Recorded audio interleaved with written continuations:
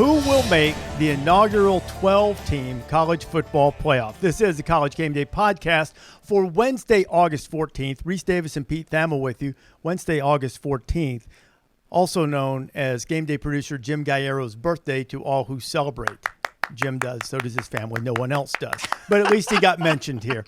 Pete, 12-team playoff. We've gone through some season previews in terms of groups of 12. We had lightning strike teams that would maybe make the playoff if everything in the world went right, caught lightning in the bottle. Then we had the contenders that maybe just needed a thing or two to go in their direction. And now the time that all the fans care about, actual predictions, things that are guaranteed to go wrong and to live in our mentions from now until eternity. So are you ready for this type of pressure? I'm ready for it. And our friend Jimmy Gallero got his birthday present already when the Celtics won the championship in the spring. So he gets no presents from either of us. Still waiting for one. His present is getting to listen to this podcast. He is a loyal listener. He's a faithful listener. He's a faithful listener. We do appreciate that. Yes. So here's how we're going to do it. We're going to let you know our conference championship picks along with the group of 5 pick, and then from there we'll open the debate for the at-large spots, which have expanded to 12 this year. We've explained it many times on this podcast before. We'll continue to do it on College Game Day. The seeding is going to be different from the rankings, probably. The seeding will go this way. The 4 highest-ranked conference champions will be seeded 1 through 4, regardless of where they are ranked by the committee. The next highest-ranked conference champion, almost certainly the highest-ranked champion from the group of 5, will get the 5th bye. Where they are, we'll get the 5th guaranteed spot, and then we'll be in the playoff, and most likely we'll be seeded 12, possibly 11, would be an upset if they're much higher than that. So that's where we are. So let's start at the top and just dive right in. Who's your number 1 seed, the champion of which conference, who is it, and why? I have the University of Texas, the SEC champions, as the number 1 seed. And why? My number 1 seed, SEC champion, University of Georgia. A fine choice. Georgia has a much more little chalky, yeah, but a fine choice. Well, it'll change soon. A much more difficult schedule than Texas. Correct. They have to go to Texas to play. I'm feeling we'll be there. But I think so will the F1 race that week. I've heard that. I think with Carson Beck coming back, with sort of the institutional success that Georgia has had as a football program, knowing how to win, probably a bit of frustration from last year because Michigan proved to be the best team because Georgia wasn't in the field for most of the season, if not all of it. You could easily make the argument Georgia was the best team. They do have some holes to fill that they haven't in the past. The defensive line isn't full of surefire first-rounders as it has been in the past. But then again, neither is the defensive line from Texas. They weren't first-rounders last year. Both of them weren't. Yeah. But they have some holes to fill there. So I think they were both first-round talents. Maybe. Yeah. Why did you go Texas over Georgia or even over Ohio State as the number 1 seed? Well, first of all, we tend to think alike, and I just didn't want our podcast to be like us synchronizationally so you're not saying sold? the same things. Are you not sold? I'm sold on Texas. I think Okay, Texas is a playoff team, and I think Texas can win the SEC championship. And I think the case starts with Quinn Ewers as their returning quarterback. For as much noise as there's been about Arch Manning in that program, he hasn't taken one relevant snap. Quinn Ewers is one of the 5 best quarterbacks in college football, probably one of the 5 best players in college football. And I really think that he made a significant leap from year 1 to year 2, and I expect another one this year. He's playing behind, and you know how much we love offensive lines here, Rece. Mm-hmm. He's playing behind an offensive line that returns 4 starters, has arguably the best or second best left tackle in the country in Kelvin Banks. And then I'm really bullish on Cam Williams, the right tackle, who they're going to slide in. He started some games at guard. He looks like one of those old Saban, Alabama O-linemen. I mean, he's a mauler, 6'5", 6'6", 340. He has a first-round archetype. He doesn't have the body of work yet. Mm-hmm. And then in the interior, they return a ton of veteran guys. So I feel like there is just as much talent at tailback, even though they had the top tailback in the country drafted last year. The top draft pick in the country last year. And I just feel like there's a preponderance of talent on offense, a favorable enough schedule. I think they catch Michigan at a good time to really take off on that. And then that isn't obviously going to help them win the SEC championship, but I feel like that is going to give them confidence and really help them launch a season the same way going to Tuscaloosa in week 2 last year really helped Texas. So I'm going to go a little off, slightly off the board. Most people have Texas 5 or 6, and I'm going to say Texas goes through in their first season because they're prepared enough on the lines and wins the SEC. They are the schedule pick. Yes. Now, they would have to win the SEC championship game. That would be a huge challenge. Beating Georgia anywhere is a huge challenge. It's in Austin. But they don't play Ole Miss. They don't play LSU. They don't play Alabama. They don't play Missouri. All of those things are in their favor. They've got Georgia in Austin, and they have Texas A&M at home as well. And you mentioned catching Michigan early. Georgia is the anti-schedule pick. This is the belief that if you are good enough, you'll win the games anyway. If you are powerful enough, that you'll win the games anyway. Both of these teams are relying on some skill position transfers. I mean, Texas, I think, doesn't have a single returning receiver that caught more than 8 passes for Texas. They have some transfers who've been productive. Georgia's turning to Trevor Etienne, transfer from Florida to bolster their running back core. Colby Young, wide receiver from Miami, is coming in. But Georgia has to go to Alabama, to Texas, to Ole Miss, and they've got Tennessee at home. And yet I think I'm defaulting to who do I think the best team is. Yeah. And so I think the best team is Georgia, and so that's who I'll say number one, though I do think Texas is a playoff team as well. I think that's very fair. One little piece of intel I picked up on the trail this summer is that people at Texas feel like Trey Moore, the edge rusher from UTSA, becomes their best defensive player right out the bat. So while they were really stout on the interior last year and maybe a little lighter on the edge, they were good but not great, I feel like Moore will give them a top 50 type player in the country to come in and really be disruptive, where maybe their disruption really came from Byron Murphy going up the middle last year. So if you want to go, Moore was third in the country, had 13 sacks last year. For people who aren't familiar with him, I think he'll be wearing number 31, so you probably ought to get to know him pretty quickly. So I feel like it's an interesting Georgia roster, right? Because they perhaps, even without Ra Thomas, who was obviously dismissed from the team recently. Was he dismissed from the team or just not playing this season? He was dismissed. Kirby said in euphemistic fashion, and Ra Thomas ran into some domestic issues, some of which rose to the level, according to the reports, of felony, that when Kirby addressed it, he euphemistically said, "I met face-to-face. It was a good talk, and Ra understands that he can no longer be a part of this football team." Okay, so he's not on the team. Yeah. No, that's fair. Yeah. I just wasn't sure if it was a year. I was pretty sure they threw him off the team. Yeah. So Ra is gone. I still feel like this is one of the better receiving groups we've seen at Georgia in the last couple of years. And I really feel like we're going to see this offense continue to kind of evolve and open up this year. Carson Beck is the best prospect they've had at Georgia since Matthew Stafford.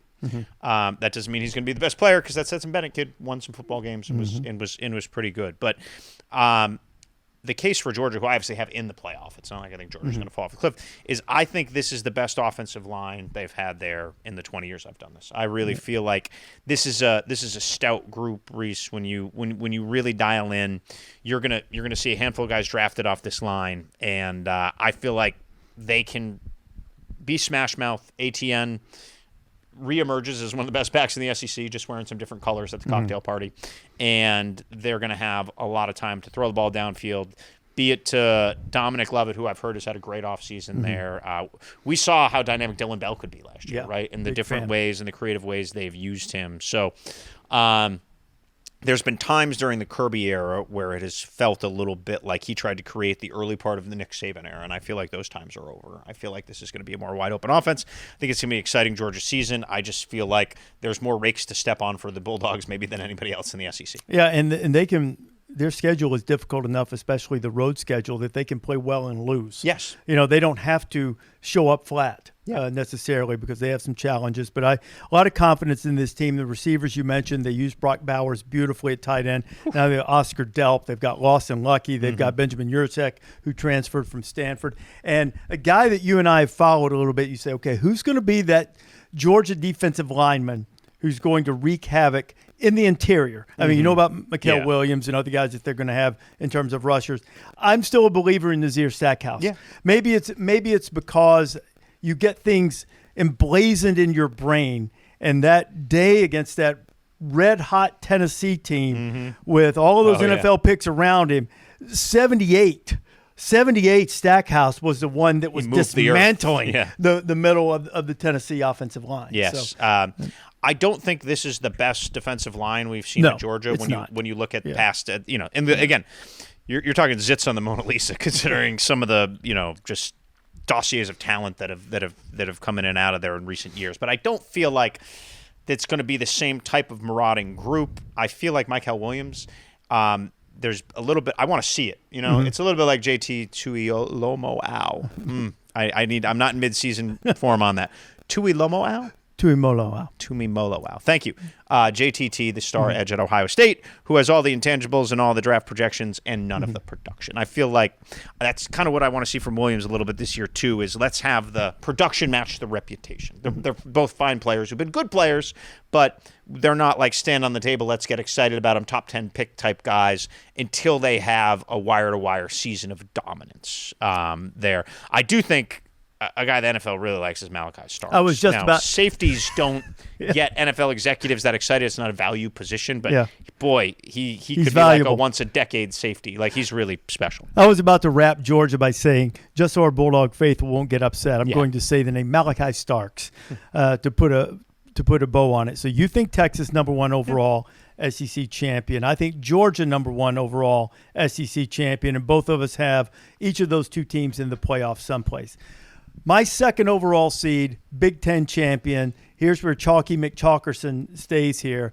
I'm going Ohio State because I think they have the best roster, both sides, top to bottom. Maybe even better than Georgia, at least more proven than Georgia and more depth.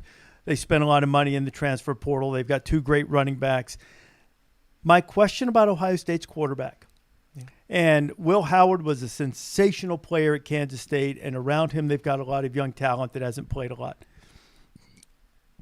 I need to see a little bit. Now, I think I'm going to see enough, and I think that their roster's talented enough that they're going to win the Big Ten, even having to deal with an Oregon team who I am just as high on, or maybe since I'm not picking them to win the Big Ten, not Big Ten just as high as everybody, but really high on them.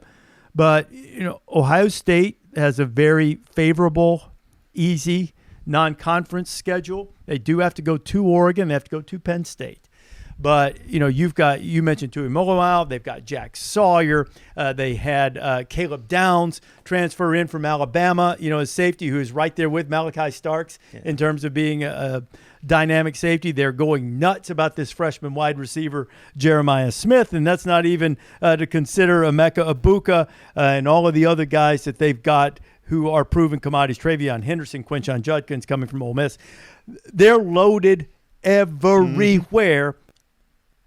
And whether they win the national championship or not, or whether they reach their potential, depends to me on how well the quarterback plays, and if it is in fact Will Howard, or is it Devin Brown? Does the young guy Julian Sayin get in it? Who is their quarterback?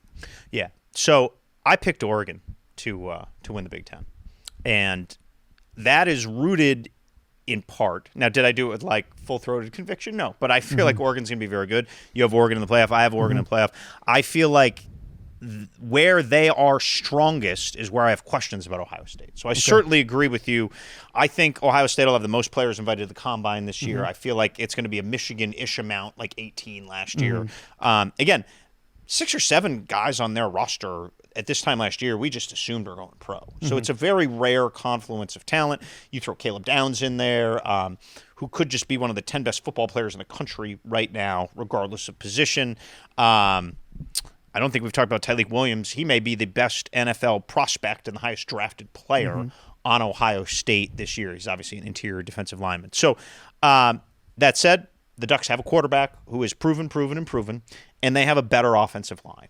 I have some slight reservations about Ohio State's offensive line just because of the way they've played. They haven't been poor, but they have not been dominant. They changed position coaches. Justin Fry came in. They've gotten better. but they are right now a work in progress with some questions.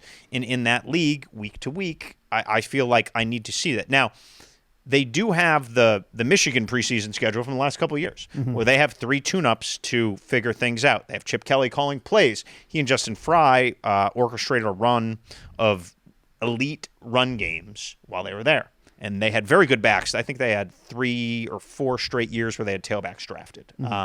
Credit to Deshaun Foster, credit to Chip, credit to the run game. So I feel like and with Will Howard, the difference between Will Howard and Kyle McCord is that Will Howard can run that zone read. Yes. We know how Chip knows to call it. And I feel like that is such a critical part of that offense that was taken away last year because Kyle McCord, brilliant quarterback, good numbers, went 11-1. He was a statue. He's a pure drop back. So they didn't have C.J. Stroud running a whole lot of zone read. No. Remember, people begged for him to run more. That became like the fan cry, and he did run, if you remember, in that Georgia game. Finally, scrambled though mostly, and out of necessity and well placed. So, but Will Howard is more of a guy, as we saw at Kansas State, who you can build some quarterback run game around. Yes, correct. They'll run 5. QB run type plays a game for him every year, which opens so many different things up. So I think Ohio State's going to be very good. I think they're a playoff team. I think they'll beat Michigan. I don't know with any certainty they're going to go to Eugene and win early in the season. And so, and then if it comes down to Ohio State and Oregon and Indianapolis, who knows? They're very close, and I think that's probably what it will be. Yeah. And I violated one rule of preseason prediction because when I had to turn in my vote for preseason All-America team, my preseason first-team All-America quarterback is Dylan Gabriel. Dylan Gabriel, with a good season and a good season of health, is going to leave Eugene as college football's all-time leading passer and leader in touchdown passes, maybe touchdowns responsible for. And Case Who has that case? Case Keenum holds most of those records right now. Dylan Gabriel in his career has thrown for just under 15,000 yards and 125 touchdowns. I would say he's proven. Yeah, and so usually if I think it's close, I go, who has the better quarterback? I don't mean to disrespect Will Howard. I think he's he's very good. He's a very good player. But I think Dylan Gabriel is the stronger quarterback. Sure. I'm giving Ohio State the slightest of edges because I think their roster is more complete. Their roster might be more complete and more proven than Georgia's, deeper in some respects too. Yeah. So we have 4 of the same playoff teams, but so far we have not agreed on a champion. Yeah. Who's your 3rd seed and next conference champion? It is the Utah Utes, the Big 12 champion. Wow. Yeah. I feel like disagreement is healthy for our relationship and probably better for our listeners. We're not going to embrace debate on this podcast in a sort of conventional yelling and screaming way, but I do think having some just different perspectives is really healthy. And healthy is what I'm banking on for the Utah Utes to win the Big 12. Cameron Rising needs to stay healthy. If he does not stay healthy, they will not win the league. I think it's that simple. I think this is a quintessential Utah defense. They have bangers up front. Lander Barton is one of the best linebackers in the country. They have a really high-end back end. Zemiah Vaughn is the star corner there, who could end up as an All-American type guy and a high draft pick. They have Junior Tafuna has played a lot of games there and been really good up front in the defensive tackle. And I think if there's one thing that we've learned to count on with Kyle Whittingham and Morgan Scalley is they're going to have a defensive-based identity. And now we have presumably a healthy quarterback, although behind him, a little bit scary, not a lot of production. It is actually Sam Heward from the Heward West Coast quarterback former Washington Husky. Yeah. Yes, and I believe he went through UC Davis. Yes, I think is that so. the road? I think that's right. Yeah. Again, good player, but they need Cam Rising to stay healthy. You like the addition of Dorian Singer. Damian Alford was Syracuse's leading receiver last year. He's a good player. They have really honed in on their weaknesses, and they should become more strengths. Micah Pittman's obviously a guy who's been really productive. Money Parks is a fun name, and he's a pretty good player too. So I feel like there aren't a lot of questions about their O-line. So I feel really good. I think Utah is the safest pick to win a league. I have the most conviction about Utah winning the Big 12 over any other pick to win a league. I have no conviction, not to that kind of depth, about anyone winning the Big 12. There are too many caveats or too many potential rakes to step on. I'll stay in the Big 12. They're not going to get the 3 seed, according to me. They will be the 4th seed. Okay. But I think the Big 12 champion will be the Kansas Jayhawks. I mean, you think about what this would mean historically. I mean, this is their last conference title was 1968 in the Big 8. They were co-champions. And this could be the wrongest prediction that ever wrongest wronged if Jalen Daniels does not stay healthy. Yeah. And that has been a massive issue for the last couple of years. Now, I think you said on our podcast last week of the next group of contenders that Jalen was practicing yoga and was pigeon pose, half pigeon. Do you know half pigeon is, Rece? I think you take your foot and put it up under your leg. Usually do it at the end, so you're really stretched out. Yeah. You jam like your right foot under your left thigh, lean forward. Don't listen to me if you really want to do it. Use YouTube and a better-looking, more nimble instructor. And it stretches like lower back and the and hips hamstrings. and the sacrum and all of that to try so I would call it a hip together. stretch, but it kind of touches all those things. So he has found some zen in half pigeon, and we hope he has found some health zen after a series of injuries. Because I think it was the shoulder against TCU in the game day game that he got injured 2 years ago, and then it was just the back issues came on. I want to say he missed the opener last year on Thursday night, and he never shook it. He 14 of 28 games in his career. He's only able to play 3 games last year, but he is a dynamic player. Whew. And if he's healthy and Lance Leipold is proven on offense, they've got 2 strong running backs coming back, and Devin Neal, Daniel Highshaw, a couple receivers. Lawrence Arnold, had over 700, nearly 800 yards receiving last year. Got some experience on the offensive line, supplemented that in the portal. They went to Division II Tiffin, Ohio, and got the D2 Remington Award winner to anchor the offensive line. Shane Bumgardner is the gentleman's name. They've got Kobe Bryant doing Mamba things in the secondary with 4 interceptions last year. They've got Mello Dotson, who also had 4 picks. They've got to be better. One of the best corner pairs. Right, but they've got to be better up front because one of the things is they weren't able last year often enough to make teams challenge those corners because you could just run on them. So they have to do a better job of being able to stop the run a little bit. Last 2 years, they've been great on third down. They've been great in the red zone. And 3 of their 4 losses last year, they got blown out by Texas, but 3 of the 4 losses were by 7 points or fewer, and there were a couple of times they had to play their third quarterback. They do have the thing that they're going to be displaced a little bit. They're going to play some games in Arrowhead. They're going to play some games at the soccer stadium in Kansas City. Yeah. So this is a reach. This is a reach pick for me. But because of what I said in the previous podcast about some people describe it as depth, I'm going to describe the Big 12 as having width.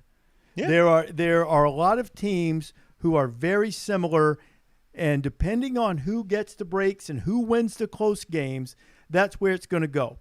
So there are a lot of good quarterbacks in this league. Yeah. So if I'm going to say who's going to win out of this wide band of similar teams, I'm going to spin that wheel of fortune, throw those dice, and go with, if healthy, the most dangerous quarterback, maybe the most creative offense, and I'll go Kansas. They do lose OC Andy Kotelnicki, who had done a really nice job, especially with Jalen Daniels. That he did a great Penn job with State's Jason game. Bean too. Yeah, right? That'll be Penn State's game. Yes, and they don't have Bean to come in and back. Correct. To bail them out. Jason Bean was probably the best backup quarterback in college football the last couple of years. I mean, he won them some big games, man. Yeah. He was a really good player. There's a ton of talent returning. And you trust Lance Leipold on roster building. You trust him on filling holes. Like, the guy knows how to win football games. And, Jalen Daniels was the leader for the Heisman Trophy when we rolled into town to game day in October of 2022. And I don't think that Diamondism is gone. Early on, the reports I've gotten out of Lawrence are very optimistic. So let's just hope he can stay healthy. Would love to see what he could do for a full season. That's good for college football. Okay, now I'm high on Utah, but this is the first area of disagreement where we not only have different conference champions getting one of those top 4 byes, but we also have different teams in the playoff because I don't have Utah in the playoff. Yes. And you don't have And Kansas you only have one Big 12 team if that doesn't spoil it. That is correct. Yeah. Okay. And so do I, and by you the don't, way. And you don't have Kansas in the playoff either. I do not have Kansas in the playoff. So that means I have my 3 seed open and you have your 4 seed open, both of which will be the ACC champion. And I'm going to say the 3 seed and ACC champion, reports of their demise have been greatly exaggerated, and the rest of y'all going to come on in on the Roy bus and watch the Clemson Tigers come back to the playoff as the ACC champion. Did you see the Jeopardy bit? Before Florida State, I did. Hilarious. We're bringing this up. We'll explain that. Now, before Florida State gets like they could get madder. But they'll let you know in a couple no, weeks. they will. I think Florida State wins the regular season game against Clemson because it's in Tallahassee. Rematch, 2 really good teams. Clemson wins the rematch because Clemson will be desperate to get in, and Florida State will already have a spot sealed up. I think both teams make the playoff, and I think Clemson with improved offense. And, again, this is a little bit of a gamble too because if they don't get better quarterback play from Cade Klubnik, and if they don't get better offensive line play than they've really had in the last few years, this is going to be another bad pick. But I'm gambling that you're going to see some improvement in both of those areas in the second year under Garrett Riley. They've got a lot of guys coming back on offense. Offensive line, they got 4 of their starters back. They got a wrecking ball at running back, Phil Maffa. They've got some young receivers coming in that they're really high on. Wide receiver freshman called Bryant Wasco that they like. TJ Moore, another freshman guy that they like. Have Tyler Brown back from last year and Antonio Williams returning from injury. Don't worry about their defense. Their defense is going to be excellent, especially up front. They'll give Georgia all it wants. Everything. Georgia wins the game opening week, but they will give Georgia everything they want. Now, they did lose Andrew McCaba in the transfer portal, which apparently, according to the Jeopardy AI bit.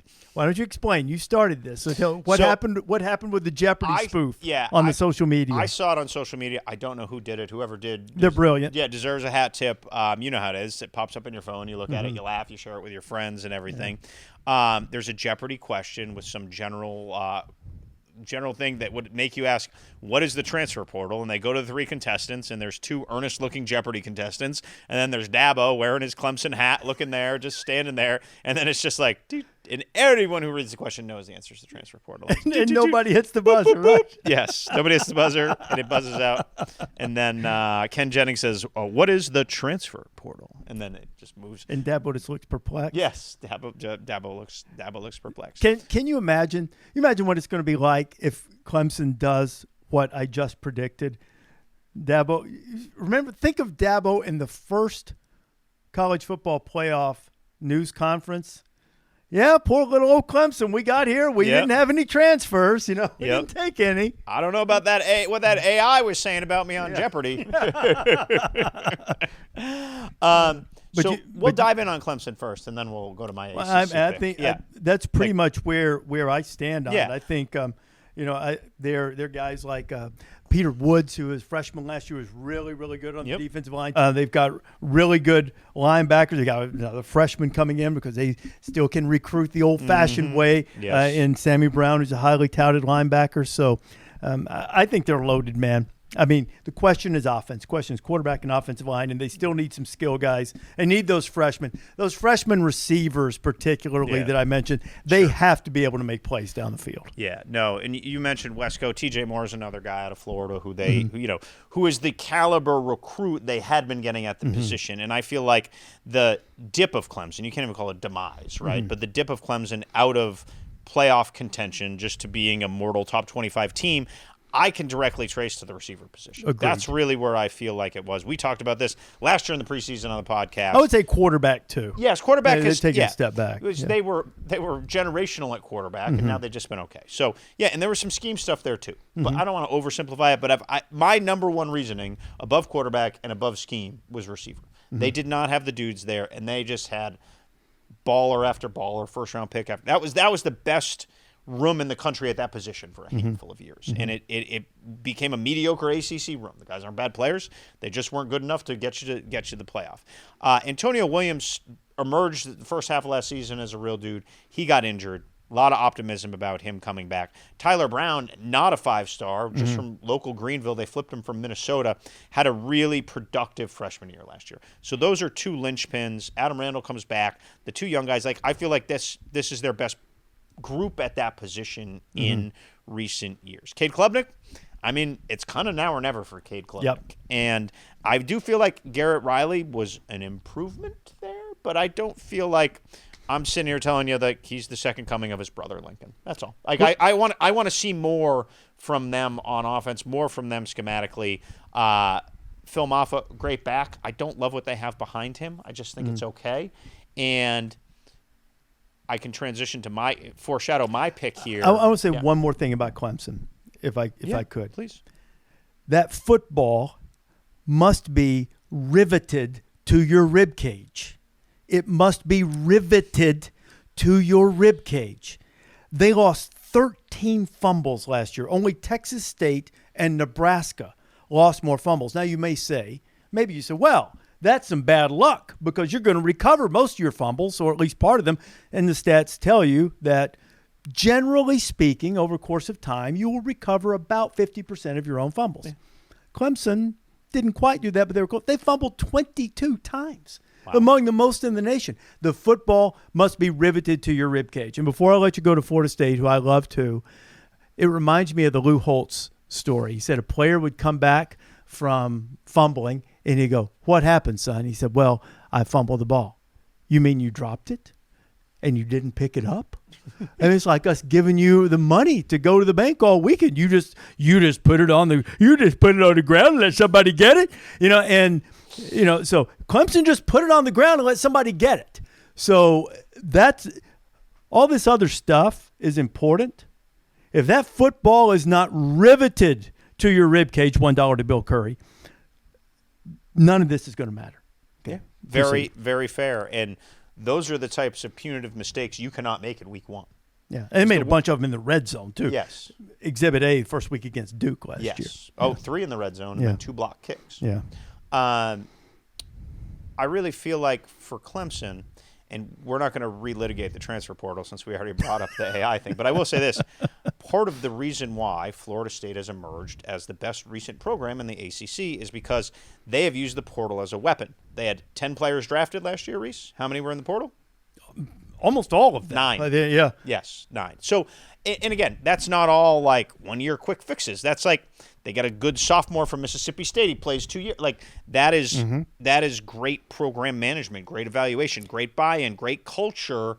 Like there's nothing negative about Florida. That Florida State outsmarted everybody.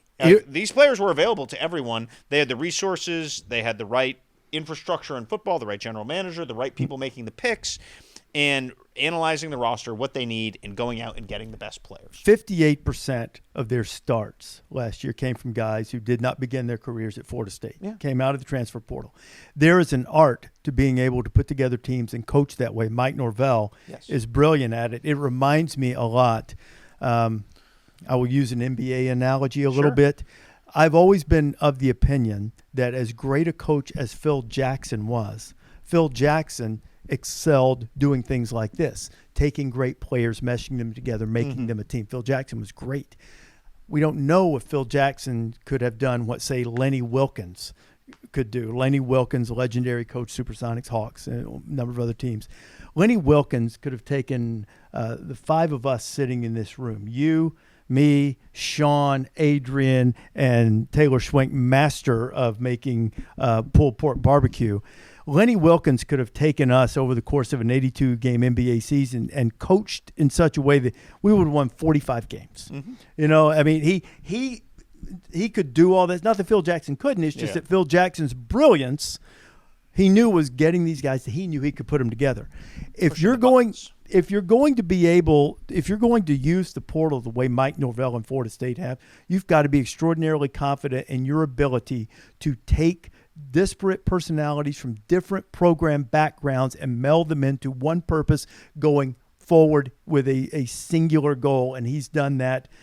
I would argue there may be someone who's done it as well. No one has done it better. Yeah, I agree completely, and they do have sort of, if you look at their core roster here, a bunch of transfers, but they also have a bunch of returners because right now Mike Norvell took over a mess at Florida State and started slow, and it was COVID, right? So they couldn't go out and recruit. So now all of a sudden you're starting to see the upperclassmen as guys who started to see the promise of Florida State, not just the on-field, not just selling them on a dream. When you look at, their star defensive tackle, Josh Farmer, for example, was the first player to commit to Norvell. He's an all-ACC type player, dominant interior lineman.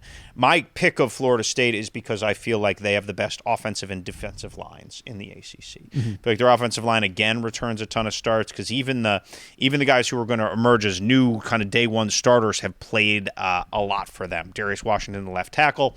These guys have been around forever. And so I feel like their fronts are so sound and so solid that everything behind them should fall into place. Obviously, it's a little bit of a bet on DJ Uiagalelei, who's been a very good college quarterback. He has not been a championship college quarterback. So will we see him emerge as that guy? I have a lot of faith in Mike Norvell's ability to maximize DJU's skill set. I saw some of it in the spring. I did see some of the old DJU, though. When you watch their spring game, he bounced a few balls, he missed a few open receivers, and then he whizzed the ball in a mail slot a few times, and you're like, oh my God, that guy is an arm talent, like crazy. So, like anybody else, you're going to need Malik Benson to do what he didn't do at Bama, step up and be a consistent, threat. Run threat. Yes.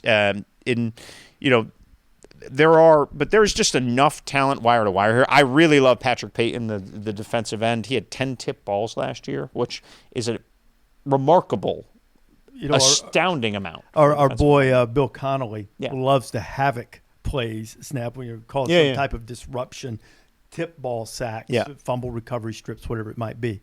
He had more havoc plays per snap among players with 500-plus snaps than any other player. That's Patrick Payton from Florida State. Yeah, he's a first-round pick. Yeah. Like I don't know quite his measurables or he's going to run or whatever, but his production and the best-looking guy on that defense is Marvin Jones Jr. From Georgia. He obviously, the last transfer from Georgia, they got Jermaine Johnson, worked out pretty well. I think he ended up as the 11th pick in the draft. Yeah. Does that sound right? So I'm going to say Marvin Jones is going to be the 11th pick in the draft, but if he ends up as a first-round pick, that wouldn't surprise me. And he's a toolsy dude. The production needs to match the potential, but interior, when you have Darrell Jackson and Josh Farmer, you have two guys that are those are rare birds in the ACC. So they look like an SEC team up front on both sides, and I feel like they go back to back, and it'll be a great story. Florida State in the playoff. So I'm excited. I think they make the playoff as well. Do you think that Roydell Williams and Malik Benson and Terrence Ferguson wear their college football playoff gear in Tallahassee after they transferred from Alabama? I don't think that would be recommended.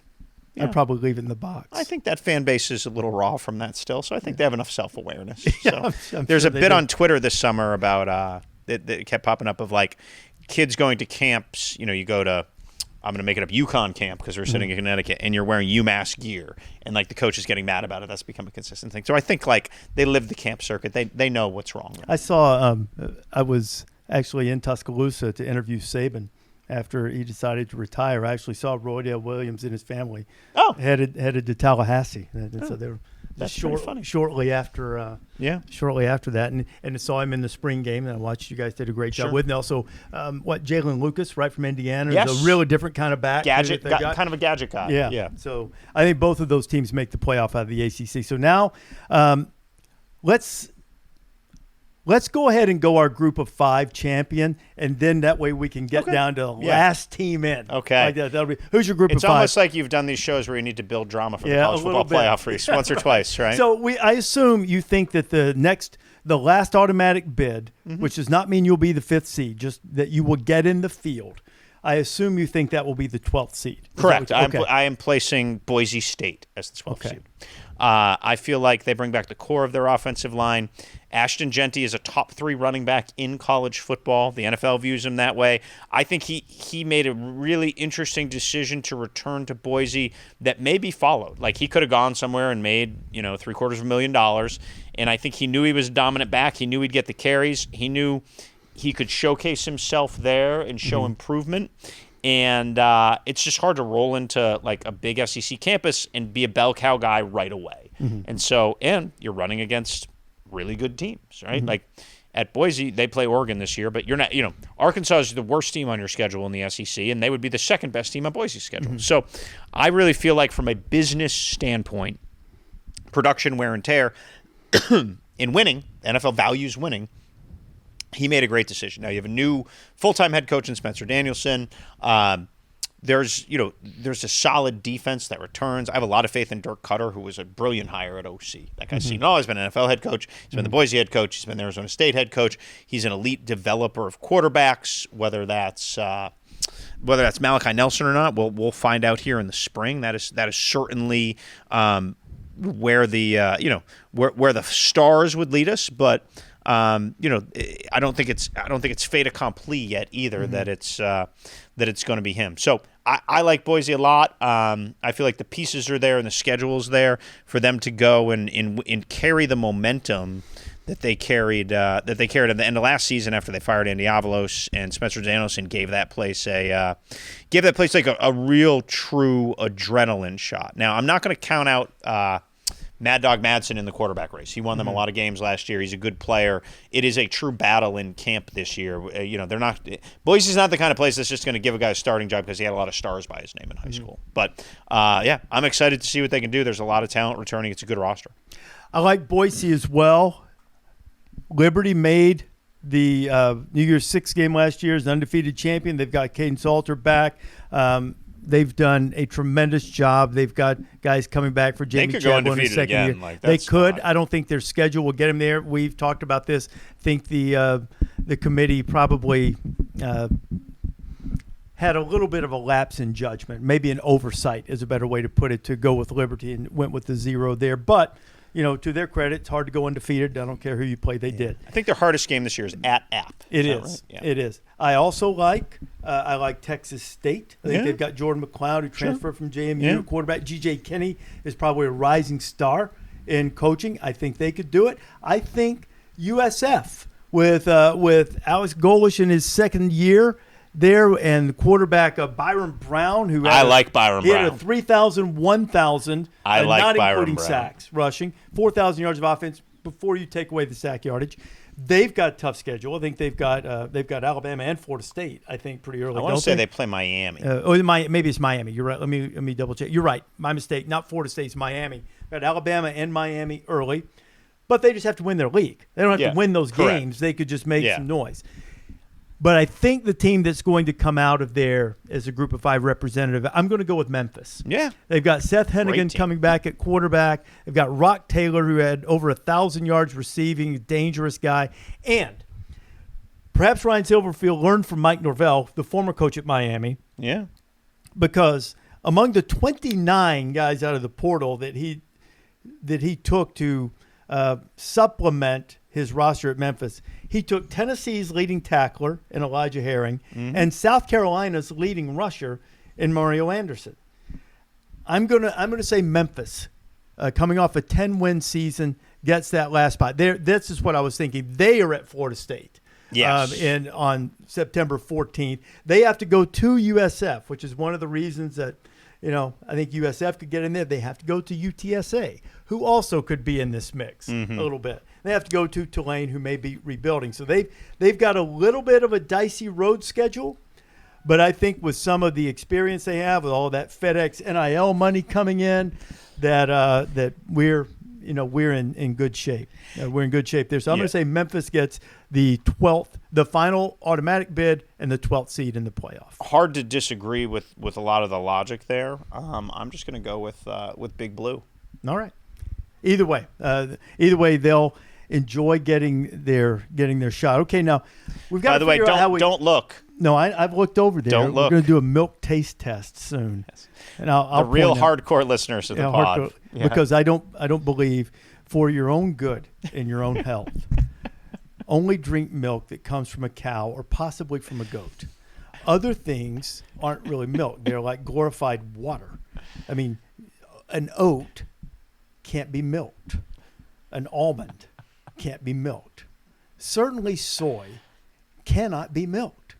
What you want is old-fashioned, whole, Jim Harbaugh-approved cow's milk. That's what you want.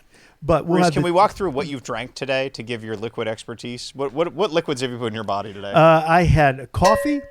I had an espresso. I had a giant thing. First thing I had this morning was a giant thing of water with a little. Usually I put some psyllium in there too. That's good for your cholesterol, along with just a splash of pure cranberry juice, not the stuff with a lot of sugar in it, like pure, bitter, will curl your toes if you drink it, just straight. A little splash of that in there, doctor recommended. And then I've had unhealthy amount of diet soda. Okay. Diet Dr. I was just checking. Look, I would never question your college football expertise. You've got to pick your battles. Yeah, this fair. milk thing, because this other milk I think is really bad for you.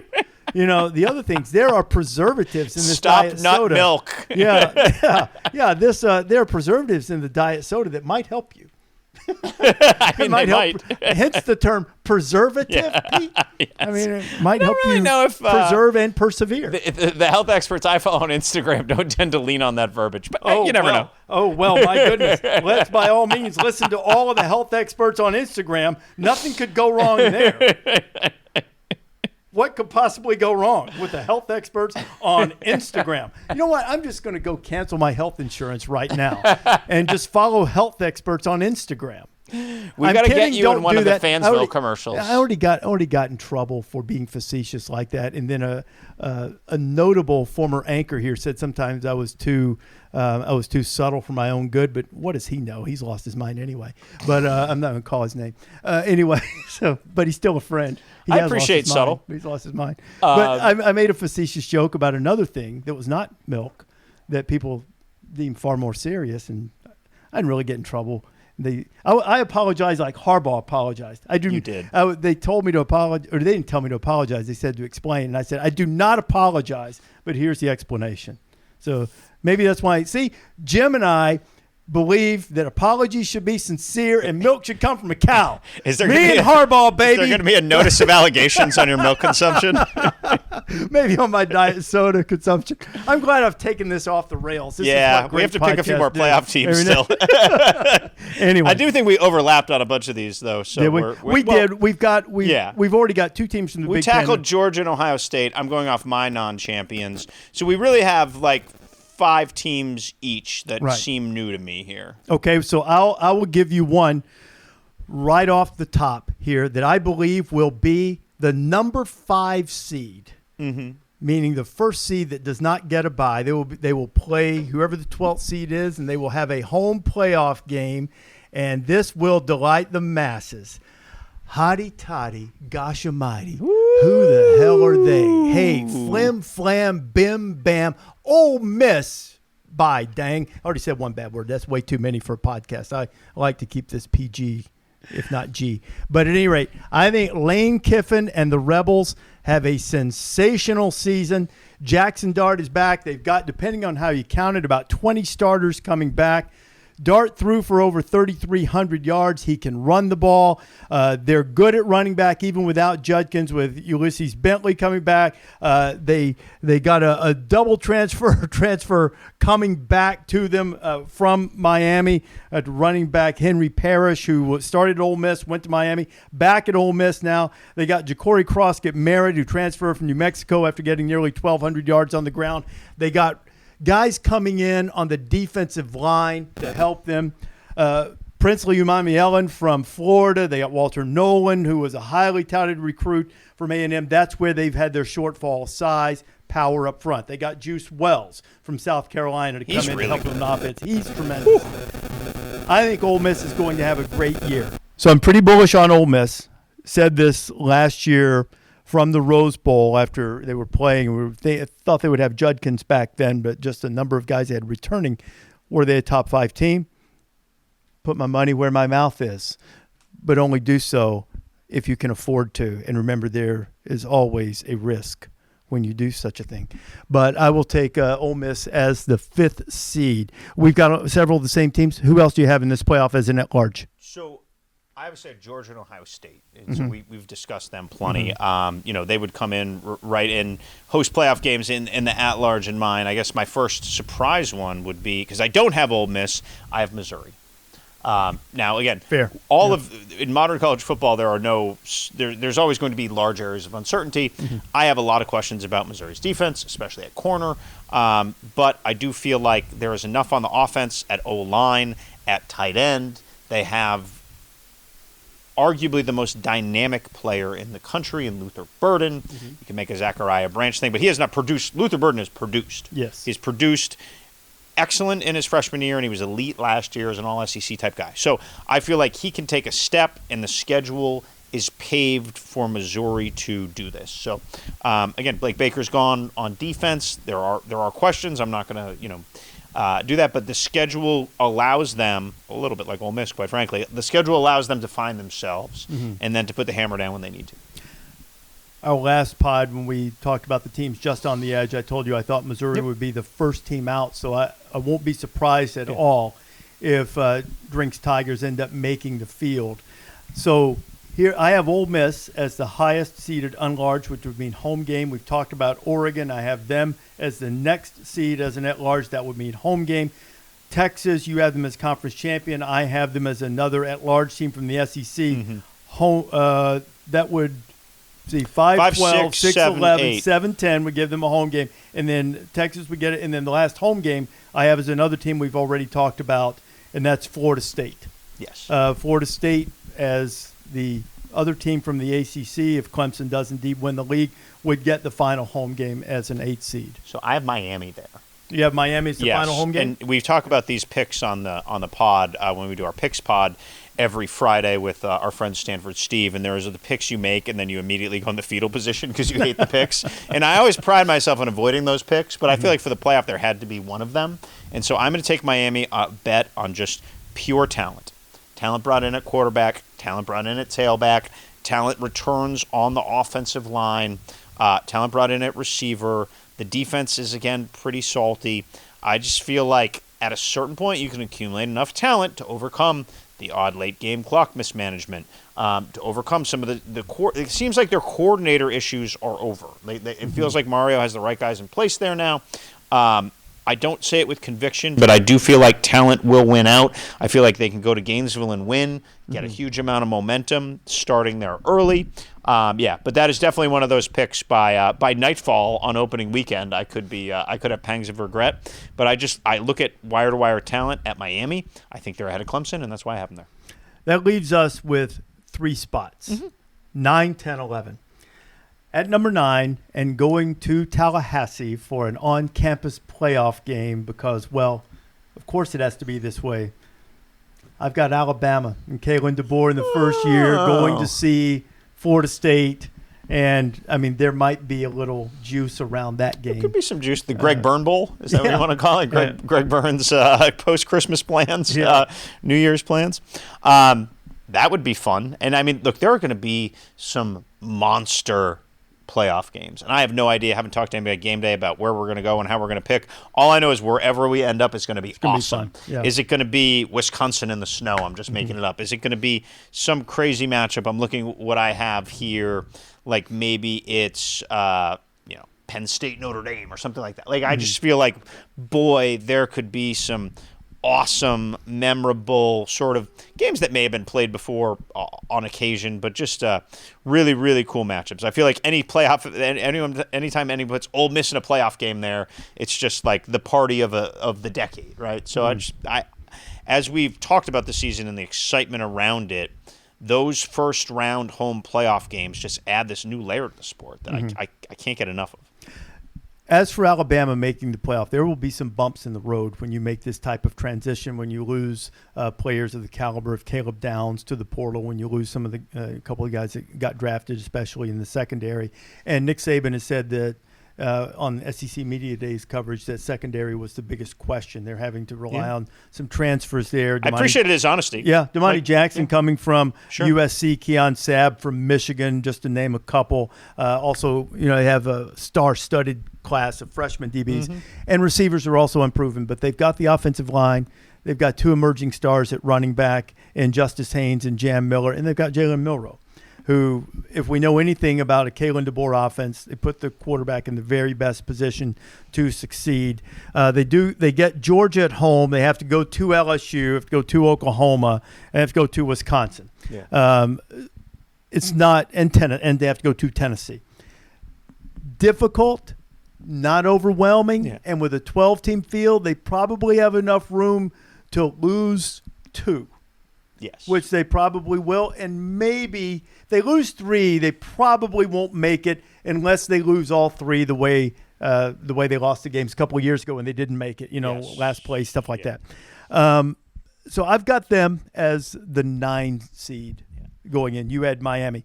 Next team I have in, Pete, is Notre Dame. I've got Notre Dame as a 10 seed, and that would answer your question, I think, even though Alabama, Florida State would be big. It would be hard to pass on Notre Dame at Texas if my matchups were right in a 7-10 on-campus playoff matchup. Mickey Mouse hit the slot machine. that would be something else.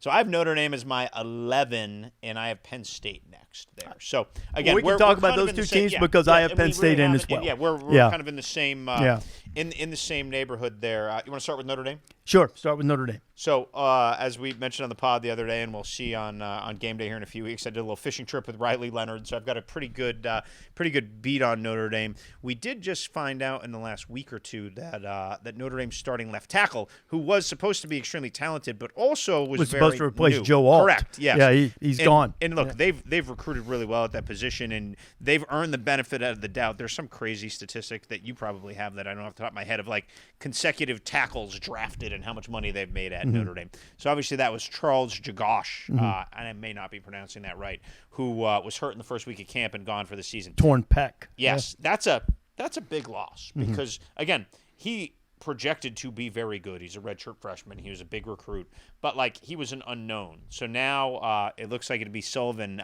Absher who may take over that left tackle spot. Now, who knows if they flip Tosh Baker from right to left? I don't know how they're going to do it yet in that. But like I just think if you're going to pick Notre Dame, as we did, you go right to the O-line, right? And then you go right to Mitchell Evans, the tight end, and you go to Riley Leonard, his ability to run, which maybe they didn't have with Sam Hartman. I'm really bullish on their D-line, Rece. I feel like Howard Cross has been unbelievably productive. Yep.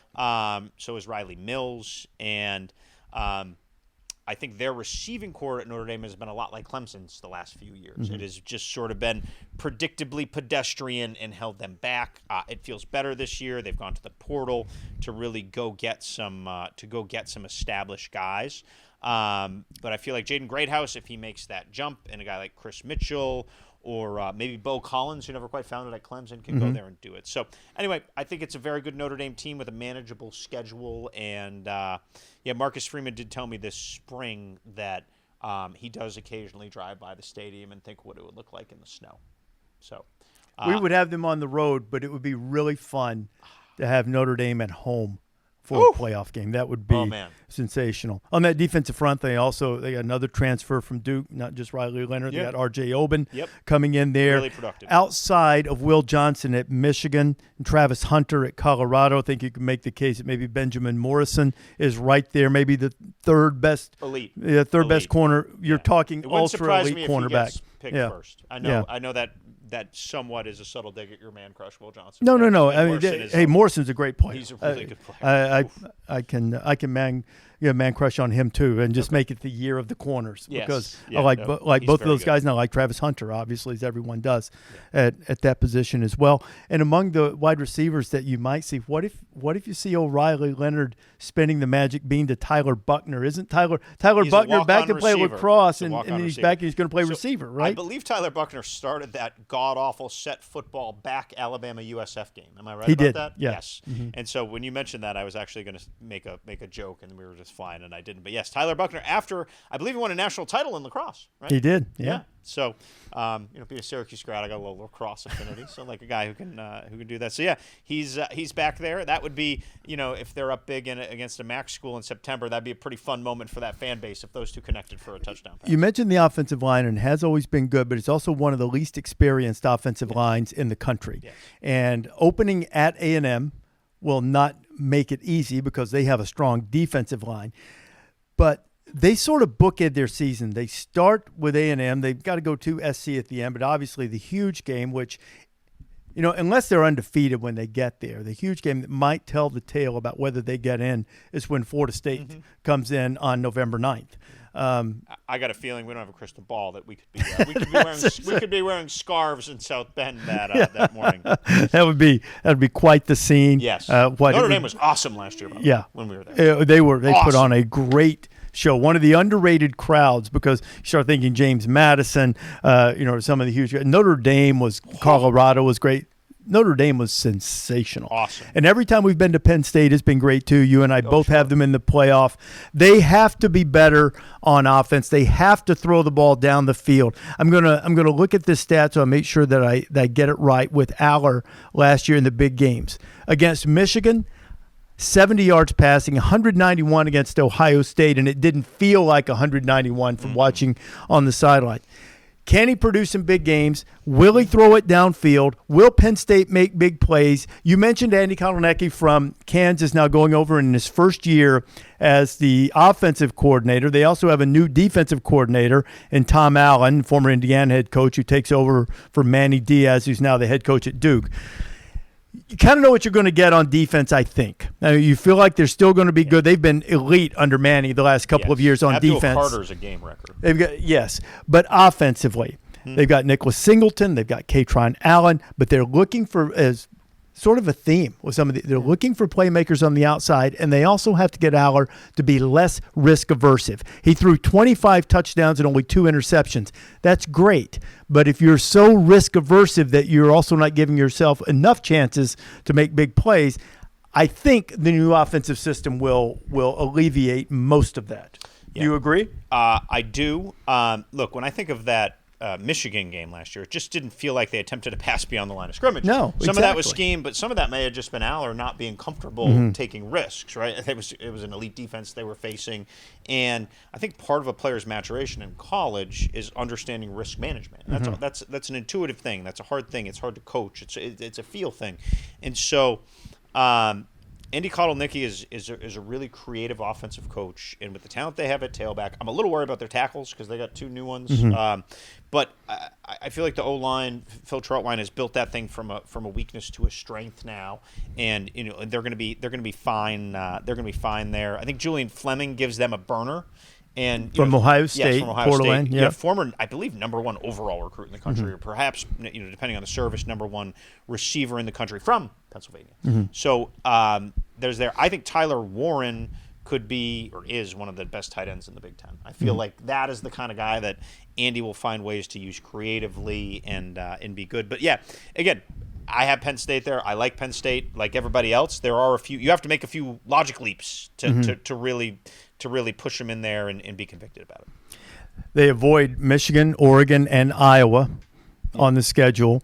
Under this 12-team format in which we are including them, they would have been in the playoff 6 of the previous 8 years in a 12-team field. Franklin, though, still has to deal with being 3-17 against top 10 opponents. And the other thing is Manny Diaz, Tom Allen's a really good defensive coach. He's proven that over the years. Diaz, the last 2 years, they were plus 27 in turnovers. Turnover chain left Miami and apparently went to State College. Rush defense, #1 in the country. Yards per carry against rush defense, #1 in the country. Total defense, #2. Scoring defense, #3. Sacks, #1. Defense still has a lot to live up to. Sure. But the offense needs to give them a little more latitude, and they're going to be tested against a sneaky good West Virginia team on the road on the first Saturday of the season. When the playoff conversation comes, if they go win or if they go lose, they are credited for going to play that game. Those are games that are the lifeblood of college football. We need people to still schedule those games. We do not need Penn State playing Abilene Christian in the opener. That's just not good for anybody. They get Ohio State, Beaver Stadium, not whiteout. I saw on the fancy social media they announced their specialty games. That is the stripe game. And the following week against Washington, as a reigning national runner-up, comes into Happy Valley, unless I misread it, which I hope I didn't. Someone will correct me because that's what people do. That'll be the whiteout. Yeah, and that's probably the deal. Ohio State is probably a noon game, and then Washington will be a night game and therefore the whiteout game. All right. But so there you go. I think we've picked a playoff, Rece Davis. I think we have. I look forward to being right about every pick and mocking you all season. Well, you probably will. So let's leave it this way. The one pick you are most confident in and the pick that you are least confident in among your 12 teams. It's a great question because we often analyze our picks after we make them when we see each other. Yeah. And you know, we had a term for the one that gives you like a Pepto pick. Like you immediately feel like you need antacid when you make it. So my Pepto pick is Miami. Like I love their talent, but you know, I still have until Mario Cristobal shows he can manage end games better. Like it's hard to be convicted about someone who has had such persistent struggles managing games. Okay, and your locked in pick, the one you said you're most sold on is Utah. Yeah, no, I'm all in on Utah. That would stand to reason that because I don't have a lot of confidence in the Big 12 that I would be upset or worried about the Kansas winning the Big 12 and getting the number 4 seed pick. I'm not, because in this era you need to take a bit of a flyer. The Big 12 is a place to take it, in my judgment. So I'm not really worried about that one. Underestimating Georgia's schedule and not giving enough due to Texas makes me think that that's the one that I think I might miss. So you have doubt about your chalk. I have doubt about the chalk, and probably the one that I'm most certain of, absolutely certain of, is that Oregon will make the playoff. Okay. They may win. They've got 2 levels to make it. Oregon will either win the Big Ten or they'll be in the playoff. I think Dylan Gabriel is going to win the Heisman Trophy. So I think all of those things they will be in the playoff. And am I convicted that Alabama and Penn State are going to? No. Yeah. I'm not certain. Very fair. You're not certain that they're going to make it, but those aren't the ones upsetting me. Kansas is the one that pushing the chips to the middle, so that I can say I was right. And if I'm right about this, I will never, ever, ever again pay for a hamburger at the Wheel in Lawrence, Kansas. Not once will I have to. Rock chalk, baby. Let's go. Rock chalk. All right. This has been the College Game Day Podcast. We have given you the 12-team playoff. Proceed accordingly. Download this wherever you prefer to get your podcasts or subscribe so you never miss an issue. And remember, only drink milk from a cow.